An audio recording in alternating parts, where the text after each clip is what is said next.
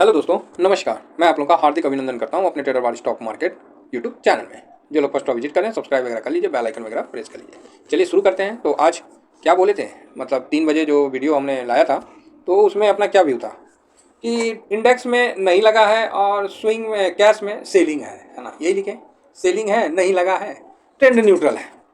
तो चलिए एक बार देखते हैं क्या सेलिंग है नहीं है। तो एफआईएस का आज देखते हैं कि आज डीआईएस कितना खरीद लिया। एफआईएस फॉरेन इंस्टीट्यूट इन्वेस्टर, ठीक है। देखिए, कोई भी डाटा जो देखना है ना, उसको सिर्फ अपने को एनएससी के माध्यम से ही देखना है। देखिएगा, थोड़ा सा दाएं बाएं का अगर आवाज़ आता है तो इग्नोर करिएगा, है ना।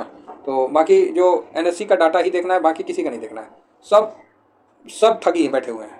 अगेन कह रहा हूँ, कोई एक्सेल देगा, कोई कुछ देगा, कोई कुछ देगा। साहब, एनएससी पे भरोसा करिए, डाउनलोड करिए और काम करिए। हाथ से करिए, कैलकुलेटर से करिए, जिससे समझ में आता है आप करिए, लेकिन एनएससी के साइट से ही काम करिए, ठीक है। तो ये चीज़ क्लियर है। चलिए, एफआईएस क्या है? Foreign institute investor. तो ये तो अभी नहीं आएंगे ना, ये तो बोल रहे हैं कि लॉन्ग टर्म टैक्स कम करिए तब हम आएंगे।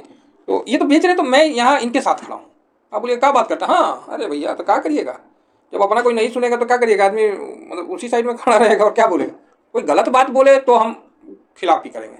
अब देखिए, ट्रम्प हैं भले बाहर के, लेकिन बात कहीं कहीं भारत के लिए सही भी कहते हैं। ये भी चीज़ समझिए, जहाँ सरकार को कमाई हो रही है तो वहाँ सरकार बस और दे दो और दे दो और दे दो करते रहते हैं। इतना तो टैक्स लगाइए रखे हैं, सब जगह तो रगड़िए रहे हैं। अब शेयर मार्केट में आपको लॉन्ग टर्म टैक्स कम करना पड़ेगा साहब, नहीं तो मुश्किल है। हर कोशिश आपने करके देख लिया है, अभी तक रेट कट कर दिया आपने, 12,75,000 तक का रिटेलर को छूट दे दिया आपने, और भी लिक्विडिटी 3 बार डाल दिए अपने तरफ से। आपने बैंक को और एनबीसीसी को, सबको जो 25% जमा करते थे वो छोड़ दिया आपने। अपने तरफ से अच्छा काम किया है, ठीक है। लेकिन फिर भी आप देख रहे हैं कि एफआईएस की सेलिंग नहीं रुक रही है। तो क्या कारण है? तो ओवर वैल्यू हो गया था। अब क्या 16% तो नीचे आ गया। एफआईएस तो लेने के लिए तैयार है, लेकिन क्या करें, लॉन्ग टर्म टैक्स का जो लफड़ा है, शॉर्ट टर्म टैक्स का जो है, सब हटाना पड़ेगा साहब। थोड़ा सा तो सर आपको मतलब दिल खोलना पड़ेगा। आपका जीएसटी का कलेक्शन ऑलरेडी इतना ज़्यादा है कि आपको जरूरत नहीं है इन चीज़ों का, लेकिन अब आप कर रहे हैं तो क्या बोला जाए। ये लॉन्ग टर्म शॉर्ट टर्म क्या है, ये सब फालतू का। भाई कुछ तो लोगों को दीजिए कमाने। लॉस होता है तो फिर आपका कुछ नहीं है, बस कमाई हुआ नहीं की। तो एफआईएस भाई साहब पूरे मूड में बैठे हैं। अब ये जो कहते हैं ना कि एफआईएस की जरूरत नहीं है, तो फिर तो उनको धन्यवाद बोल दीजिए। नौकरी पेशा आदमी ना साल में बोनस का इंतजार करते रहता है कि कब बोनस आ रहा है, दीपावली में आ रहा है कि दुर्गा पूजा में आ रहा है। उसमें वो अपना मैनेजमेंट बनाता है, क्योंकि वो एक्स्ट्रा पैसा होता है, ठीक है। कोई सीए भर लेता है ना, वो एक्स्ट्रा पैसा होता है, उसके लिए कितना खुशी का बात होता है। चिल्ड्रन एजुकेशन अलाउंस जो मिलता है, तो उसमें कितना खुशी हो जाता है। पे से हट के कोई भी पैसा आता है तो कितना खुशी हो जाता है। तो उसी तरह एफआईएस है साहब, ठीक है। अब आप बोलिए सर हमको एफआईएस की जरूरत नहीं है, तो सुना पाकिस्तान बना लीजिए, सोमालिया बना लीजिए, इस तरह का बना लीजिए, फिर को आपको एफआईएस की आवश्यकता नहीं। क्यों नहीं आवश्यकता भाई? हम भारत को इस तरह से विकसित करना चाहते हैं कि हर आदमी इसमें आए, इन्वेस्ट करे, अपना वेल्थ बनाए, है ना। ये थोड़ी है कि बस हमारे लोग ही इन्वेस्ट करेंगे। ये इतनी छोटी सोच नहीं रखना है। एफआईएस का आना बहुत अच्छा है, और एफआईएस जो इस तरह से भी लॉन्ग टर्म टैक्स पे जो उनका है रवैया सही है, और सरकार को स्टैंड लेना चाहिए। जिस दिन ये ले लिया ना स्टैंड, उसके नेक्स्ट डे से नोट कर लीजिए, आपको एफआईएस का आगमन दिख जाएगा। अब ये होना नहीं होना ये तो सरकार के हाथ में है, लेकिन एफआईएस का आना नहीं आना ये एफआईएस के हाथ में है। सरकार उसका हाथ नहीं पकड़ सकती है, वो सरकार का हाथ नहीं पकड़ सकती है, लेकिन जरूरत दोनों को एक दूसरे का है। विरोधाभास है टैक्स पे। अब देखते हैं कौन झुकता है, कौन झुकता है, देखते हैं। तो सर रिटेलर क्या करेंगे? देखिए, रिटेलर का क्या काम है बता देते हैं। 2 हाथी को लड़ते हुए देखे हैं? हाँ देखे हैं। उसमें जान किसका जाता है? निर्दोष जो घास जमीन नहीं होता है, घास छोटा छोटा पौधा सब, वो कुछ ले जाते हैं, ठीक है। तो इसीलिए फालतू का हम लोग वो नहीं, ज़्यादा कहीं ओवरवेट या इस तरह का नहीं करने का है, ठीक है। चलिए, तो यहाँ आपने देख लिया कैश में बिकवाली तो है। आज डीआईएस ने भी मूड नहीं बनाया खरीदने का, बोला छोड़ो यार, क्या खरीदना, कितना खरीदना, सरकार कुछ कर नहीं रही है, क्योंकि सबको लॉस है ना। आपको भी लॉस है, मेरे को भी लॉस है। तो सरकार को चाहिए कि ये लॉन्ग टर्म जो है वो ख़त्म करे, शॉर्ट टर्म भी ख़त्म करे। पहले तो लॉन्ग टर्म तो कम करे भाई साहब, कम क्या, लॉन्ग टर्म तो खत्म करे और शॉर्ट टर्म कम करिए, फिर देखिए मार्केट में कैसे जंप आता है। नहीं तो आप लिक्विडिटी डालते रह जाइए, करते रह जाइए। अभी सही एफआईएस ने मतलब लट खड़काया, जिसको बोलते हैं लट खड़काना, वो ठीक एफआईएस ने खड़काया। हम लोग तो कर नहीं सकते हैं कुछ। चलिए आगे बढ़ा जाए। तो अब देखिए क्या होता है, कौन किस पे मतलब सहमत होता है, कौन कहाँ क्या होता है, हम लोग क्या बोल सकते हैं। लेकिन ठीक नहीं है ना, जब अपने में अपना ही में कुछ कमी है तो उस कमी को पहले दूर किया जाए, फिर हम एफआईएस को कुछ बोल सकते हैं। बाकी साहब यहाँ पर देखिए तो FIS ने 2000 करोड़ इधर बेचा, फ्यूचर में भी 200 करोड़ बेचा, मतलब 2200 2300 करोड़ और स्टॉक फ्यूचर में 1216, गजब बेचा भाई साहब। 4000 करोड़ सल्टा के निकला है, 4000 करोड़ एकदम देखते देखते मार्केट को ऊपर लाया, एकदम सेट किया, 4000 करोड़ का बेच के निकला है, अच्छा बेचा है। आप बोलिएगा तो इसमें नया बात क्या है, कल भी तो बेचा था ना, कल कहाँ बेचा था, 2377 करोड़ बेचा था। उसके एवरेज में 1700 इंडेक्स में खरीदा था फ्यूचर, और 1700 के आसपास स्टॉक फ्यूचर खरीदा था, तो 3400 तो यही हो गया साहब खरीदारी उसका, हुआ कि नहीं हुआ, यही दोनों मिला के तो 3400 हो ही गया, यहाँ 2300 करोड़ बेचा है, तो ऐसी ठीक है। और अभी जो है आज शुद्ध रूप से 4000 करोड़ हर जगह वो बेच के गया है, हर जगह बेचा है, ठीक है, हर जगह बेचा है, तो ये बात है। तो ड्यूरिंग मार्केट में जो हमारे साथ स्विंग में है उनको तो मैंने बता दिया, 625 हुआ नहीं कि मैंने बता दिया था कि भाई यहाँ से नहीं, मज़ा नहीं आ रहा है, अपना अपना जो है प्रॉफिट वगैरह देख लीजिए, थोड़ा बहुत बुक कर लीजिए, जिससे क्या क्या अच्छा है। FIS, DIS, domestic institute investor, public pro. देखिए पब्लिक का आना अच्छा है, लेकिन पब्लिक जब ज़्यादा आ जाती है ना और प्रमोटर चला जाता है तो कंपनियों डूब जाता है। उदाहरण के लिए अभी तक बहुत सारी कंपनियां हैं, एक कंपनियां बोल के बेचती होगा, बहुत सारी कंपनियां हैं।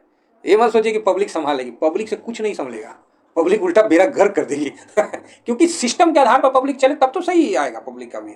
अदरवाइज आप सब सोचेंगे कि पब्लिक के संभाल ले, पब्लिक क्या संभालेगी, तो बेड़ा गर्क हो जाएगा। वहाँ जिस कंपनी में पब्लिक ज़्यादा है देख लीजिए ना, बेड़ा गर्क है वो कंपनी, हो गया, रो रहे हैं पब्लिक सब, इसका ध्यान रखिए। इसीलिए FIS का महत्व बहुत है।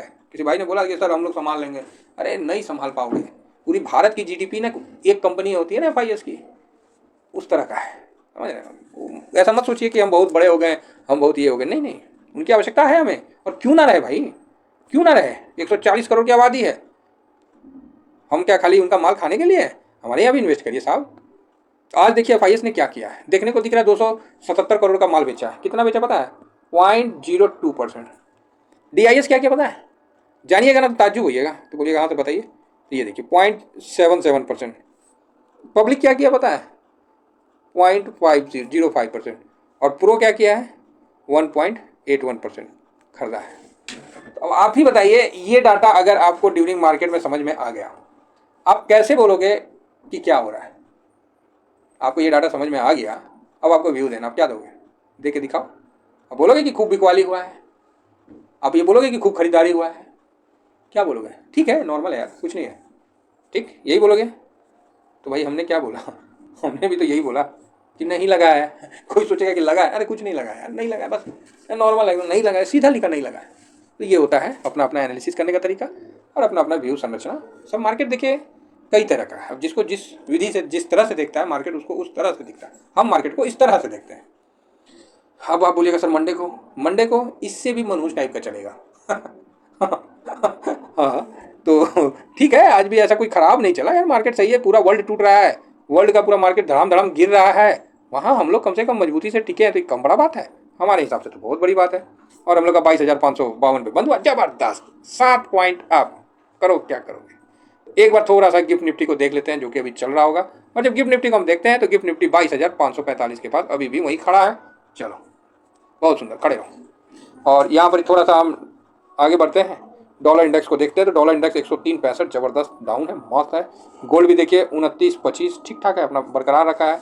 और सिल्वर, मैं बोला ना एक धुन तो आ रहा है मार्केट का, अब ये धुन जो है प्लस जाएगा माइनस जाएगा ये नहीं समझ पा रहा, कोशिश तो कर रहे हैं लेकिन पलट सकता है, तो ये धुन देख लीजिए। चलिए ठीक है, कोई नहीं।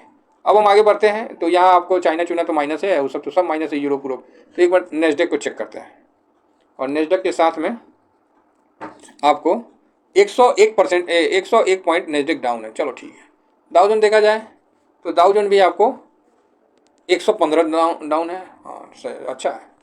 S&P 500 भी भाई साहब आधा % डाउन है। रसल 2000 भी आपको आधा % से आसपास डाउन है। फैंग इंडेक्स 1% डाउन होना चाहिए, कितना डाउन है लीजिए 1.01। ये सब एक्सपीरियंस की बात है भाई, अब हम थोड़ी देखने गए ये सब हो जाता है, तो आदमी को प्रैक्टिस हो जाता है। एक चीज़ का टुटुरी बजाइएगा सब धुन पता चल जाता है। यहाँ ब्रेंट अभी भी 70-71 के पास है, तो बढ़िया है, थोड़ा सा ऊपर आया तो सही है, कोई प्रॉब्लम नहीं है। यूएस का बॉन्ड रेट क्या है, ये ऊपर है कि नीचे है, एक बार रिफ्रेश करता हूँ। 4.26, ओके 263, ठीक है, ऊपर जा रहा है, थोड़ा ऊपर हुआ है। चलिए, जिस तरह से ट्रम्प साहब कर रहे हैं ये तो और नीचे आ जाएगा फिर तो, क्योंकि सब लोग पैसा उधर डाल देंगे तो नीचे आना ही आना है ना। तो थोड़ा सा देखते हैं कि हम लोग का एडीआर में क्या चल रहा है। हालांकि अभी देख के तो कोई फ़ायदा नहीं है, लेकिन फिर भी थोड़ा मन को तसल्ली हो जाएगा अगर कुछ अच्छा चला तो। रिफ्रेश कर लिए और रिफ्रेश करके देखते हैं कि इन्फोसिस तरीका सा ठीक है। हैं इन्फोसिस कितना है जी? 0.18। विप्रो ओके, ICICI बैंक 1% के आसपास, HDFC आधा परसेंट, डॉक्टर रेड्डी आधा परसेंट, और रिलायंस मजबूत है। अच्छा है। तो कुल मिला के हम लोग का मार्केट साइडवेज होगा मंडे को भी, जिसका मेरे को पूरा अनुमान है। तो चलिए, आशा करता हूँ कि आप लोग समझ गए होंगे। बाकी सर न्यूज यूज आते रहेगा, हमें क्या मालूम था कल जो आज का बताएं। परसों 200 पॉइंट बोले, हमें क्या मालूम क्या न्यूज आएगा नहीं आएगा। हम लोग तो बस डाटा एनालिसिस करते हैं, डाटा देखते हैं, डाटा समझते हैं, उसी आधार पर बोल देते हैं और एक मार्केट का बहुत बड़ा सच्चाई बता देते हैं। ये चीज़ याद रखिएगा। तो आप बोलोगे क्या? जो FIS और DIS है ना, ये एक कोड में बात करते हैं, इतना हम बता दिए। तो आप बोलिएगा भाग ऐसा थोड़ी होता है, कोड में क्या मार्केट है सर, कोई नहीं समझता है, कोई नहीं जानता है कब गिरेगा कब उठेगा, किसी को पता नहीं। ये कहानी सुन के कान नहीं थकता है आप लोगों का? कुछ नया क्रिएटिव करने का मन नहीं करता है? यस, समझ गए? नहीं समझे? इशारा से बताते हैं, ठीक है। ये जो FIS है, इनका भी एक कोड होता है और DIS का भी एक कोड होता है, ठीक है। ये बिल्कुल कोडवर्ड से काम करते हैं और ये सिस्टम आज से नहीं चला रहा, वर्षों से चला रहा है।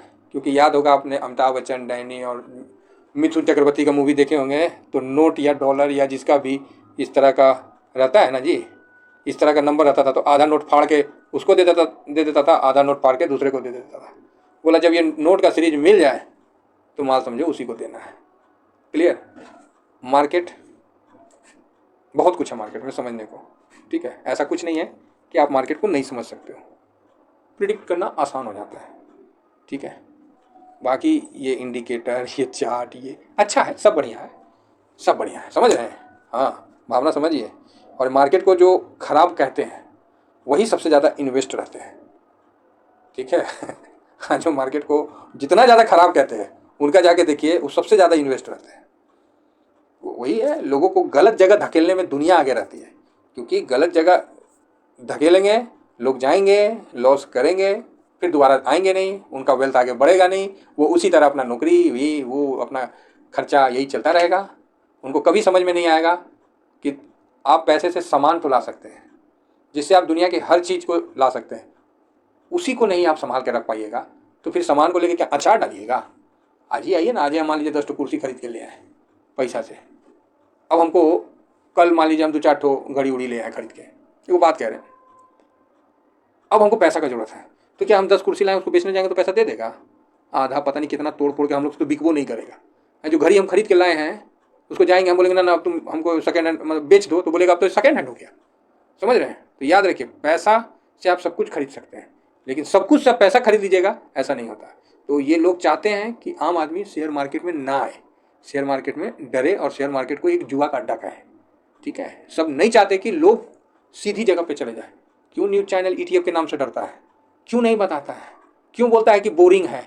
क्यों बोलता है कि ना ना ETF क्या, वो तो जब गिर गया सबको गोल्ड ETF का याद आ गया, सबको सपना आने लगा कि नहीं नहीं, वो तो बहुत अच्छे इन्वेस्टर होते हैं जो पहले मार्केट में प्रॉफिट बुक कर लिए 26,200 के आसपास, और उसके बाद गोल्ड में चले गए, इधर गोल्ड का भी रिटर्न आ गया 25% और उधर अपना प्रॉफिट भी सेव कर लिए।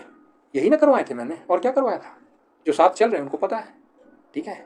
अभी सब बोल रहे हैं गोल्ड बहुत बढ़िया बहुत बढ़िया। अरे कौन चीज़ बढ़िया, हम लोग को तो नहीं पता है। हम तो तंग आ गए हैं गोल्ड से कि ससुरा हम उसको खींच के 25 लाते भाग के चल जाता है 27, हम उधर ये चल नीचे।